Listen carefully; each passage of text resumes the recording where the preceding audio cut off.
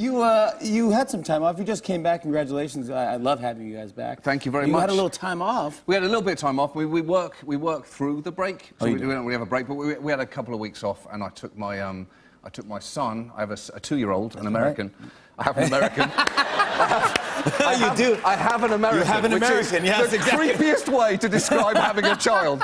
That's a very British imperial way to describe a child. I have an American with me. I've brought him back. I shall go gather another. Yeah, I took him to London for the first time so he could see. Oh, yeah, fantastic. so he could see it. Yeah, I mean, he's 2. Well, he's 2. Yeah. So, you know. Didn't really know what was happening. Not really. He saw red buses. Yeah. And that's all he has remembered from what was a very stressful trip.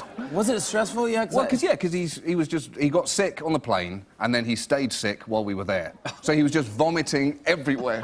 He trashed the hotel room like Keith Richards. Oh my God! He started vomiting at one point. I picked him up, and he's just vomiting everywhere. It's the middle of the night, like spraying vomit everywhere. And I had to cool down and say, my son has thrown up. And they said, where? And I said, everywhere. You have to burn everything. He trashed his first hotel room. He trashed it. Yeah, it was like the Sex Pistols. Yeah. But you have to show him this is where Daddy's from, and you're from London, right? That's right. This is where Daddy's from, and this is why he's 60% sad.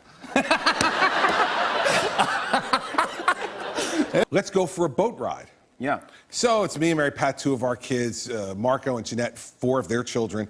And Mitt Romney and 36 of his children. And Mitt Romney and Ann and he has like 36 grandchildren. Right, and their son Tag and his wife and 5 of their children. Yeah, they're all awesome, by the way. Yeah, they're great people. So we go on the boat. We think we're just going out for a boat ride. Well, all of a sudden we pull into the dock in Wolfboro. Yeah. We're like, where are we going, right? So he pulls into the dock, we tie up. He's like, okay, let's go for ice cream. Right? All right. So we get off the boat, and he turns to me and he goes... First of all, you weren't like, all right. You were like, yeah! Good night, everybody. Hey, come on, hey, no, come on. No, hey, no, finish the story. No, the story's good. No, the story's good. Finish the story. I'm sorry, finish the story. I just want to make sure we're both telling the truth. I just want to make sure we're both telling the truth. I got to tell you something. If I ever leave public life, you're going to have to hire 2 writers just to replace the garbage you say about me. It's unbelievable. Thank you so much for coming back to our show. Is it all flushing back to you? The trauma, the post-traumatic stress of my last performance on the Jimmy Fallon show.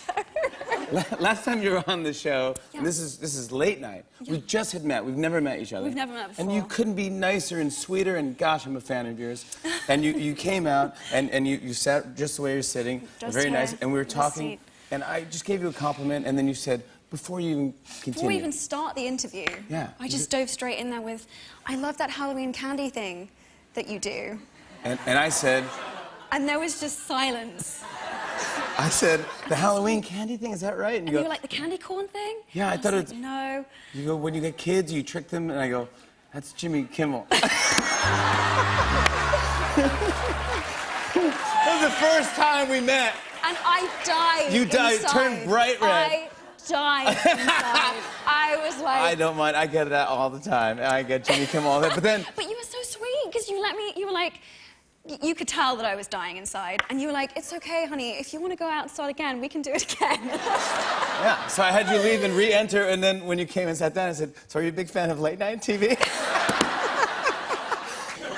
Ah, well, then you're here. Thank goodness you're here. Are you promoting? Yes, I'm promoting my new movie, which has not been offered to me yet. Congratulations. You never know. Congratulations. But this is the greatest show on television because there is no host in late night that pretends to care the way you do. Thank you so much. And I love that. And I love that so much. Oh, no. Thank you. I mean, no one captures phoniness the way you do. It's a gift. And I love that suit. You do? Yeah. Oh, my God. I love the way it conceals all the weapons you have. No bulges. And when I'm home, watching the show, which is rare, but no. When I'm home watching the show, I think, wow, for somebody who does meth, your teeth look great. Do you wear like a rubber thing? No, I don't know how meth works. It's a whole system. You prove that tall, handsome white men can make it in show business. Wow. And you have such a, may I jump in? You have such a... And then I want to hear from you. You have such a clean image. I mean, and that's it's hard to do in today's world. I suggest that whatever you're paying the National Enquirer, you should double it. That is so nice. You guys, Wait a minute. Do you smell Febreze? No, that's Jimmy's new fragrance. Oh, yeah, that is. Well, Steve, it's fresh. Steve, it's been a while since I last saw you. Jimmy says it's been a while since he last saw you. Oh, yeah. Yeah. It has been a while, and I'm doing good.